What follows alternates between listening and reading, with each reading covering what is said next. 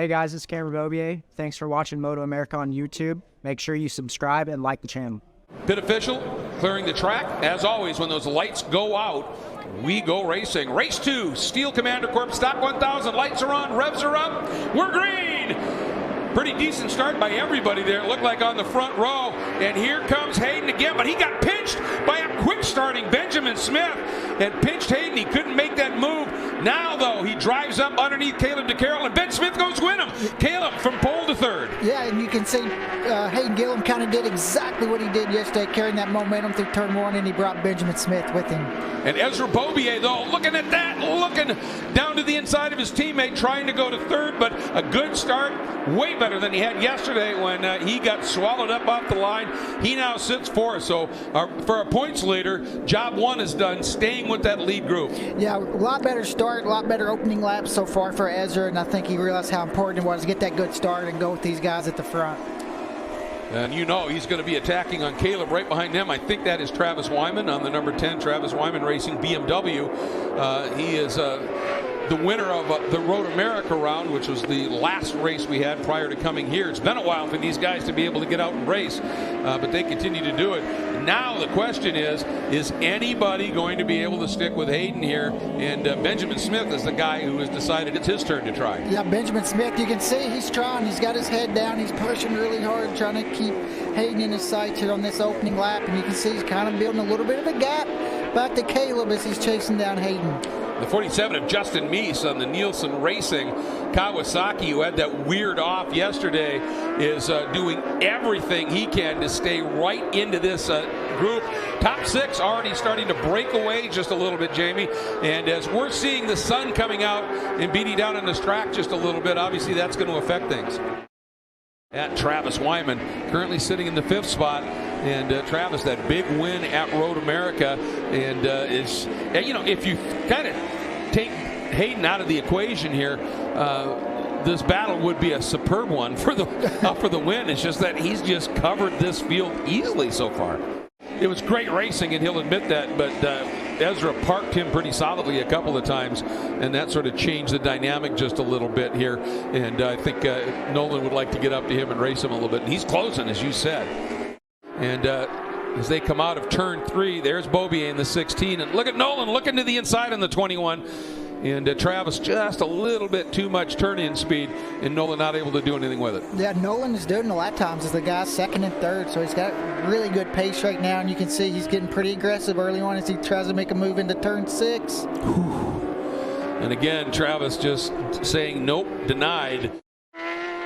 And he is putting on another clinic today. There's that margin back to Ben Smith on that Benjamin Smith Racing Yamaha. As you can see, it's pretty bleak.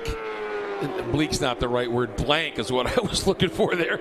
Silver, not a whole lot of graphics on that bike. It's that new. And then Caleb DeCarroll on that orange cap BMW. And you can see there that Nolan Lampkin, of course, still behind Ezra Bobier and Travis Wyman. But in terms of how scoring works, well, that may change because he got a great outside run and outside pass into 2 by Ezra Bobier. That, folks, is special. Yeah, Nolan Lampkin right around the outside of Travis there in turn 1. You don't really see a lot of passes there. Something makes me think there could be something wrong maybe with Travis's bike, possibly. See how far he's kind of dropped back now. You don't see very many outside passes, 2 guys battling for the podium. No, you sure don't. And just the way that Ezra, every exit is really tight, the way he's coming out of the turns. He's not letting the bike sort of have its head and roll out speed like that. Ezra's passes, I mean, they were beautiful park passes, and Nolan would, he would say, yeah, that was nice. He'd like to do it back. Exactly. He parked him twice. Oh, and here comes DeCarroll down the inside of Benjamin Smith, and if he hangs on to it, he's got it made. Caleb DeCarroll up into 2nd, and that was pretty important in terms of points as well. Now the question is, though, can he hang on to it, because Benjamin's right there. Straight away and gets such a good run and puts himself up in the inside there, and at that point he controls the corner. He absolutely does. He's there, but he'd like to be up one higher, obviously. And it's right out of this chicane is where Caleb just looks to have some really good speed.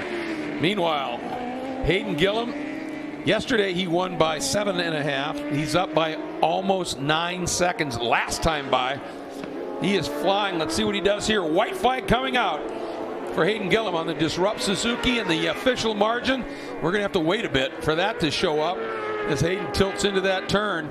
Here comes Caleb DeCarroll in second spot, and 9.6. He's making up over half a second a lap on these guys. It's just extraordinary. Just incredible pace, and just each lap, even as the lead gets bigger, he's still doing those minute 32 laps, low 133s. Last lap, 32.7.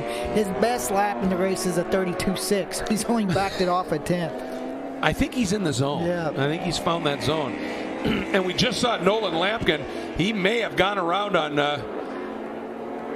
Ezra here because he had it. No! They both look like they almost ran off track there. It's like Nolan ran off track. I'm not sure Nolan knows that Ezra has that 5-second penalty. I'm sure he doesn't, because he wouldn't be risking as much right now just to make that pass, knowing that. Meanwhile, Hayden Gillum, this is he won Barber. He won both of the races at Barber, and they were decisive wins, but they weren't in this category of margin of victory. Hey, won race one, the Bagger race one yesterday as well. Yeah. Hayden's undefeated right now in races this weekend at Brainerd. Yeah, it's just unbelievable what he's doing here. So here we go. One more turn for Hayden Gillum. The man from Kentucky, here he comes out of the last turn. Hayden Gillum on the Disrupt Suzuki, stand-up wheelie across the line in the checkered flag. Second day in a row he's done a stand-up wheelie to get the win. Absolutely spectacular. Here comes Caleb DeCarroll, and doing a nice job as well, bringing home that Orange Cat BMW. And Benjamin Smith, maybe the revelation of the weekend here, with a solid third-place fighting finish here. And Nolan Lampkin will come home in that 4th spot with Travis Wyman rounding out your top 5, and Ezra Beaubier with that 5-second penalty rode his heart out. Here are the new points here. Hayden Gillum now into second, only 8 behind Ezra Beaubier. Caleb DeCarroll third.